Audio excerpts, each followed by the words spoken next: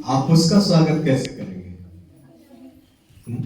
जब कोई नया मेहमान आता है उसका स्वागत हम करते हैं, है ना? जब कोई एक विशेष व्यक्ति आता है उसका स्वागत हम करते हैं। तो हमारे बीच में एक नया साल परमेश्वर फिर से देने जा रहा है, हम उसका स्वागत किस प्रकार करेंगे?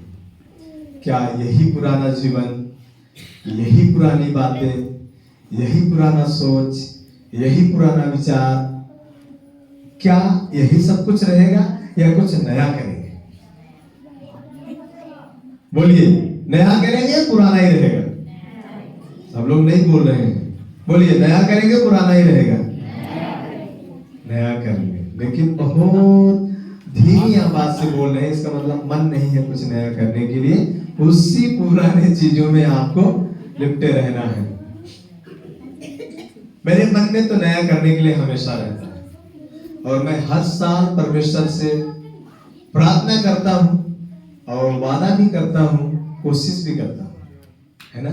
बहुत कुछ नया करने के लिए कोशिश करता हूं। ओके, इस साल भी हम बहुत कुछ परमेश्वर के साथ बैठेंगे, बहुत कुछ नया करने की कोशिश करेंगे।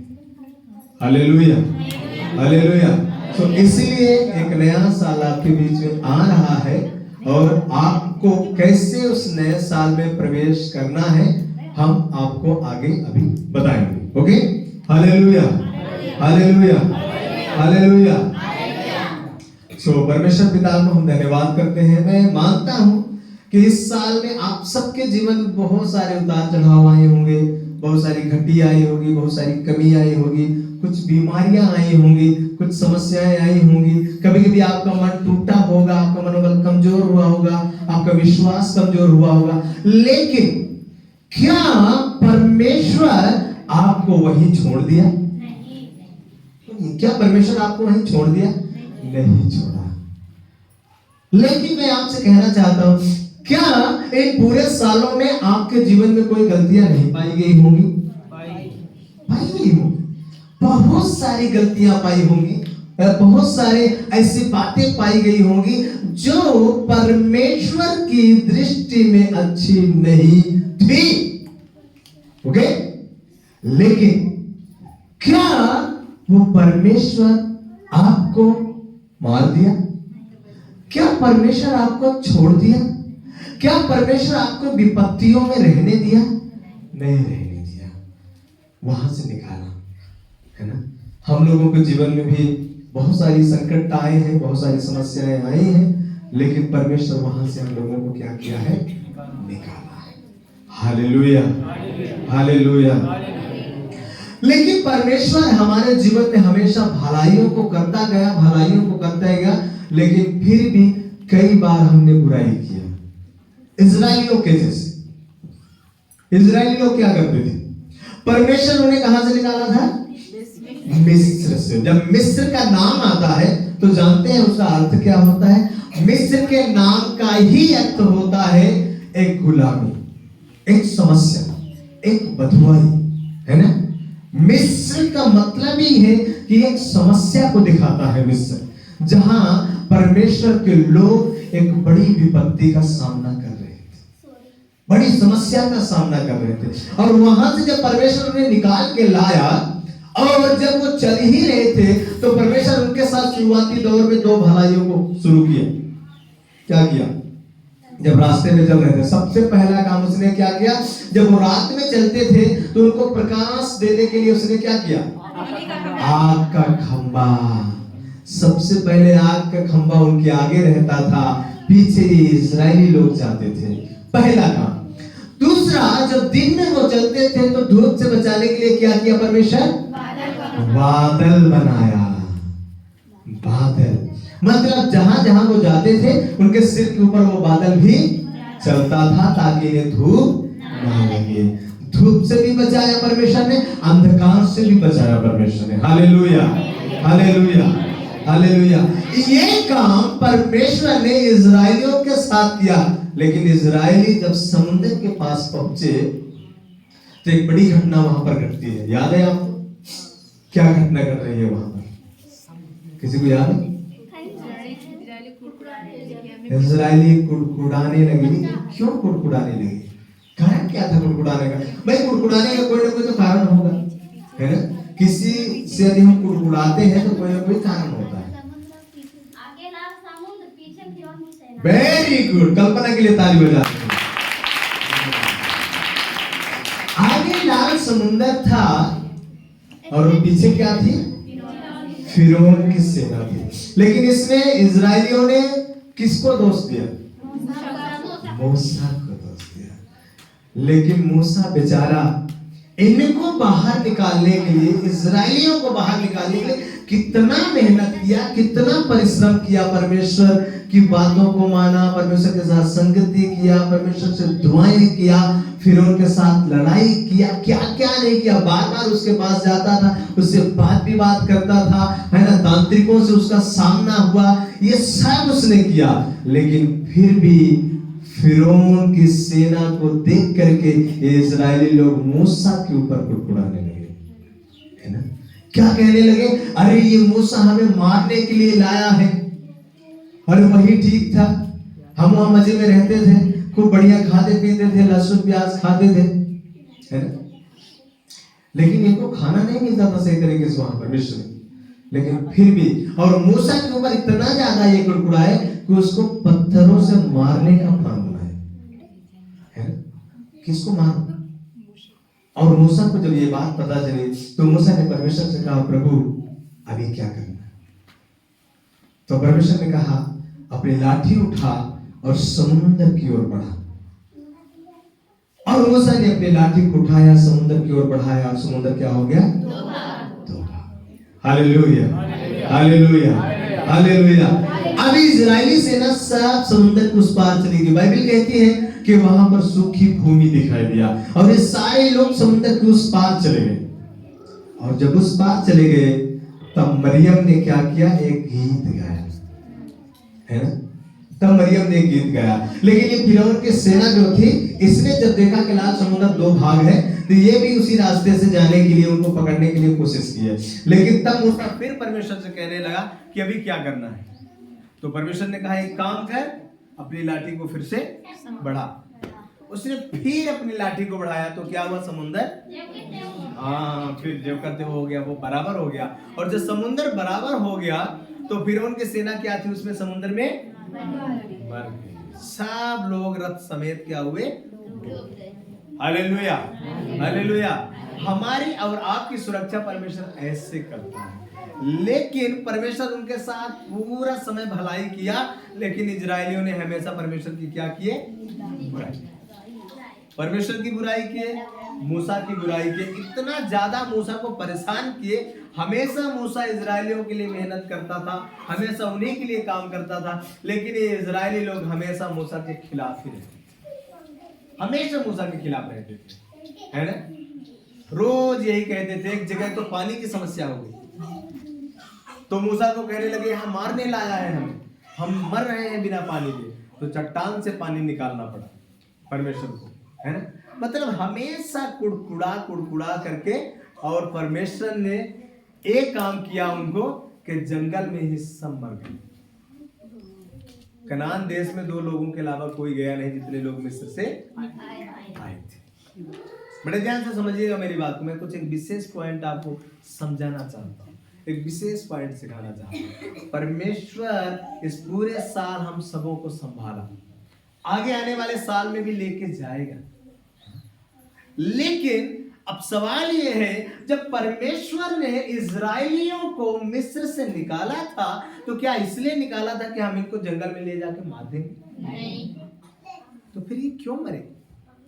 क्या 40 साल का रास्ता था वो मिस्र से कनान का? नहीं। फिर 40 साल क्यों लगा? क्यों लगा 40 साल? क्या कारण था? ये कारण सिर्फ वो इजरायली थे। 40 साल उनको कनान देश में पहुंचने के लिए लग गया, जंगल में भटकते रहे। ये मेन कारण इजरायलियों के जीवन में था। ना तो मूसा के अंदर कोई कमी पाई गई, ना परमेश्वर के अंदर कोई कमी पाई गई, लेकिन मूसा बेचारा खुद कनान नहीं पहुंचा, सिर्फ इजरायलियों की वजह से। इनको कनान ले जाने के चक्कर में मूसा बेचारा खुद नहीं पहुंचा। समझ रहे? एक बार परमेश्वर ने कहा मूसा से, मूसा अब मैं इन सबको मार दूंगा, इन सबको मार दूंगा। तो मूसा ने परमेश्वर से कहा नहीं, ऐसा मत कर। निवेदन करता था, हमेशा विनती करता था। परमेश्वर ने कहा अब मैं इनका नाम जीवन की पुस्तक से काट दूंगा। तब भी मूसा ने विनती किया, उसने कहा मेरा नाम जीवन की पुस्तक से काट दे वो अच्छा है, पर इनका नाम रहने दे। हमेशा चिंता, हमेशा चिंता। एक अगुआ, एक सेवक ये विश्वासी नहीं समझ सकता, ये विश्वासियों के समझ से परे बात है। कुछ लोग ही समझ सकते। उस इजरायलियों की भीड़ में भी कुछ लोग थे ऐसे जो मूसा के परिश्रम को समझते थे, जो मूसा की मेहनत को समझते थे। सब लोग नहीं समझते थे, है ना।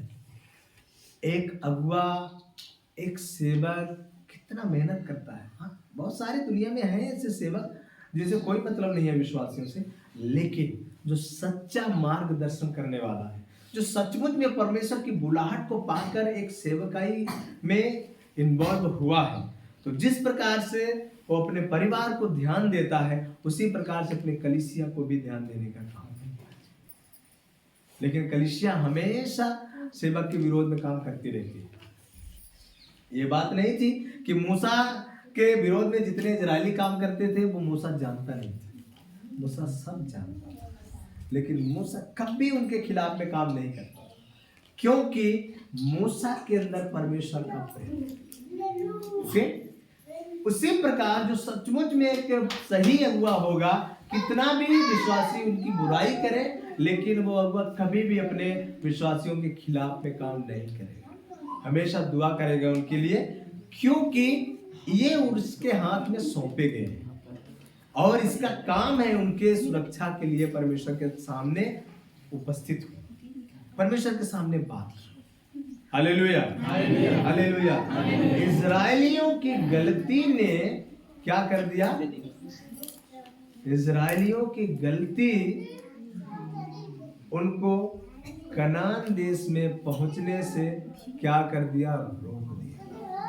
Hallelujah, hallelujah. उनको कनान देश में पहुंचने नहीं दिया।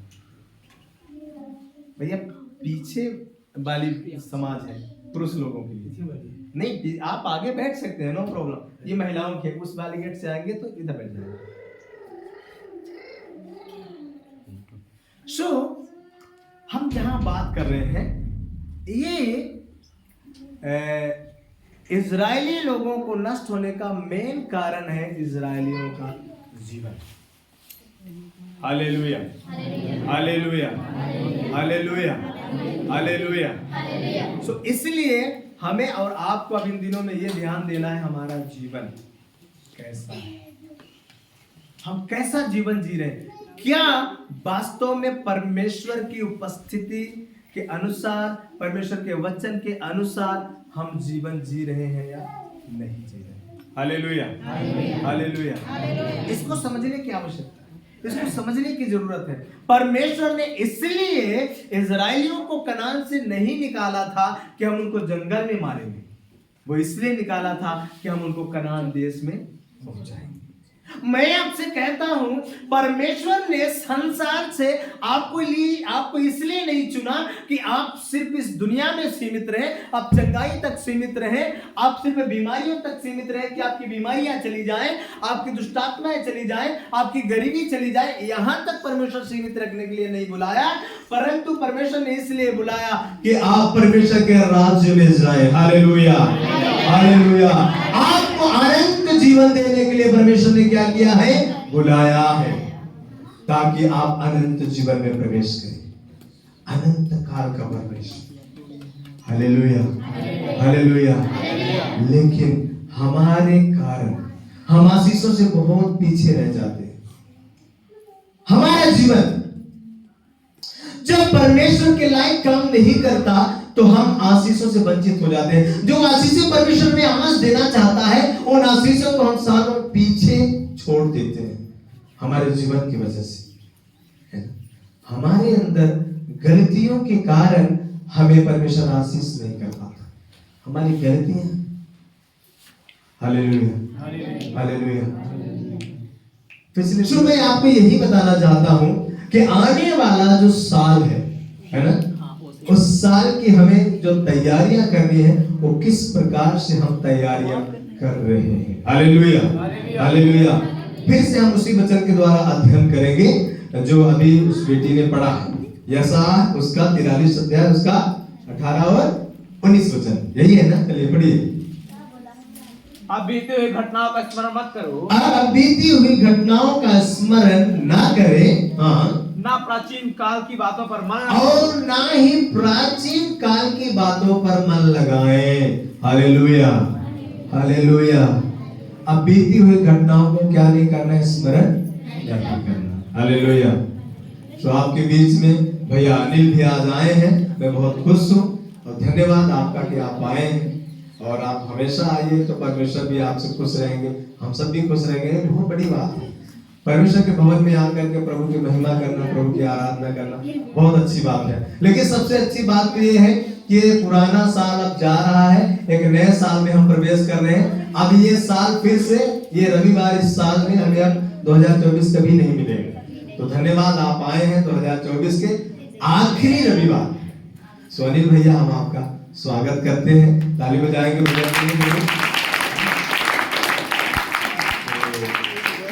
बहुत दिनों बाद आप आए हैं इस कलीसिया में और ये बहुत अच्छी बात है कि आप आए हैं और आपका स्वागत है। तो यहाँ पर जो वचन हम और आप देख रहे हैं, ये बाइबल कह रही है कि आप बीती हुई घटनाओं को स्मरण ना करें। आपके साथ, आपके जीवन में, आपके परिवार में, आपके घराने में, आपके व्यापार में, आपके नौकरी में जो घटनाएं बीत गई उनको क्या नहीं करना है? स्मरण नहीं करना है। जो भी बीत गया, अब आप ये ना सोचे आने वाले साल में भी यही होगा, ऐसा नहीं होगा।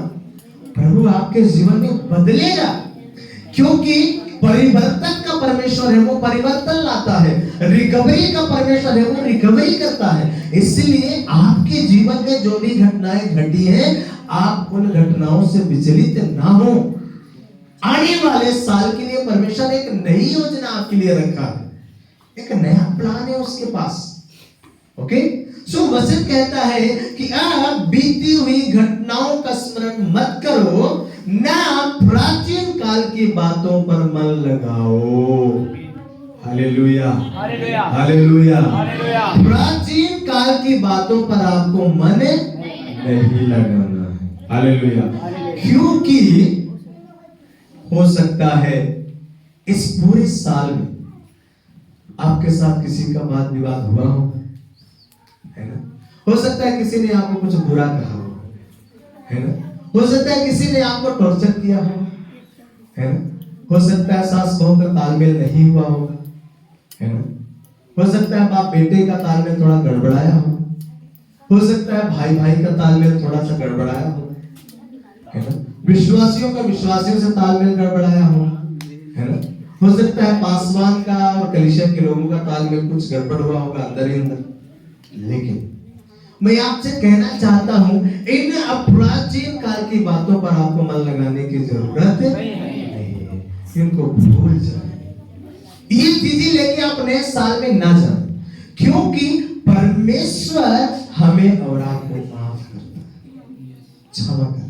हो सकता है पति पत्नी में तालमेल गड़बड़ाया होगा, पत्नी पति की बात नहीं मानी होगी, है ना? या पति पत्नी से प्रेम नहीं किया होगा, है ना? शायद उसकी जरूरत को नहीं पूरा कर पाया होगा, कोई बात नहीं है। आप समझिए, यदि आपकी जरूरत आपके पति ने पूरी नहीं कर पाया सही तरीके से, या आपका मन चाहा आपको खाना नहीं खिला पाया पूरे साल, या आपका मन चाहा आपको कपड़ा नहीं दे पाया, आपका मन चाहा आपको सैंडल चप्पल जूता नहीं दे पाया, तो इसका मतलब ये नहीं है कि उसने मेरे साथ गलत किया। हो सकता है आपके पति की कुछ मजबूरी नहीं होगी, है ना?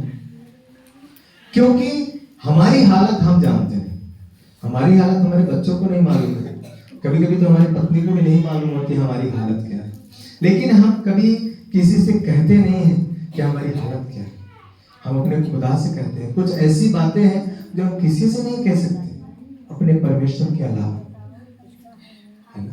हम किस परिस्थिति से गुजर रहे हैं, कैसे इस परिवार की व्यवस्था हम कर रहे हैं, कैसे इस परिवार को चला रहे हैं, कैसे इस परिवार का मेंटेन कर रहे हैं, हम जानते हैं।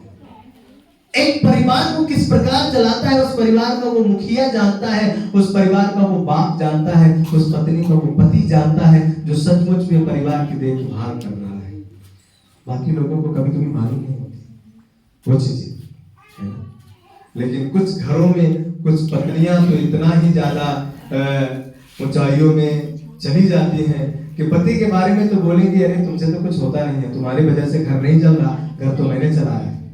तो करते हैं क्या? ऐसा नहीं है, ऐसा नहीं है। लेकिन मैं एक ही बात कहना चाहता हूं, यदि इस प्रकार के तनावपूर्ण जीवन आपके घर में, परिवार में, हो सकता है आपके बच्चे आपकी बात नहीं मानेंगे, कोई बात नहीं है, लेकिन अब दुआ करें कि प्रभु ये बच्चे आने वाले साल में इस प्रकार का बिहेवियर ना करें हमारे साथ, इनका जीवन अच्छा हो जाए। आपको दुआ की आवश्यकता है, आपको दुआ की जरूरत है। आपने सबसे ज्यादा उनको कंट्रोल करने की कोशिश किया है, आपने किया नहीं किया, आपने उनको सही तरीके से सिखाया नहीं है, आपने उनको कोशिश किया कंट्रोल करने के लिए और वो कंट्रोल में आए। आज जरूरत है हम सबसे ज्यादा, चाहे वो बच्चा हो, चाहे वो पत्नी हो, चाहे वो बेटा हो, चाहे बेटी हो, है ना, चाहे वो बहू हो, हमें केयर करने की आवश्यकता है। हम उन्हें केयर करें, हम उन्हें अच्छी शिक्षा दें, हम उन्हें सिखाएं ताकि वो याद रखें उन बातों को, है ना। तो वचन कहता है कि आप बीती हुई घटनाओं का स्मरण मत करो, ना प्राचीन काल की बातों पर मन लगाओ। आगे देखो, पढ़ो 19। मैं एक नई बात करता हूँ, देखो मैं एक नई बात करता हूँ, वह अभी प्रकट होगी, वो अभी प्रकट होगी। हाँ, क्या तुम उससे अनजान रहोगे? क्या तुम उससे अनजान रहोगे? हालेलुया। एक नई बात परमेश्वर आपको दिखाने जा रहा है, एक नई बात परमेश्वर आपके बीच में प्रकट करने जा रहा है, एक नई बात परमेश्वर आपसे करने जा रहा है, एक नई बात परमेश्वर आपको बताने जा रहा है। क्या आप उससे अनजान रहना चाहते हैं या उसको जानना चाहते हैं? कितने लोग उसको जानना चाहते हैं? बोलिए। Okay, thank you. वो नई बात आपको जानने की आवश्यकता है और जरूरत है। वो नई बात क्या है? पढ़ो बेटा आगे। मैं जंगल में एक मार्ग बनाऊंगा, मैं जंगल में एक मार्ग बनाऊंगा, और निर्जल देश में नदियां, और निर्जल देश में नदियां बहाऊंगा। Hallelujah, hallelujah, hallelujah, hallelujah. परमेश्वर जंगल में क्या करेगा? एक मार्ग बनाएगा। अब मैं आपको बताना चाहता हूं, इस पूरे साल में आपके जीवन में, आपके परिवार में, आपके घराने में जो जंगल जैसी समस्याएं थी, समझ रहे हैं मेरी बात को? बड़े ध्यान से समझिएगा। जंगल जैसी समस्याएं, ओके? जंगल में कभी कभी रास्ता ढूंढने पे नहीं मिलता, सही है ना?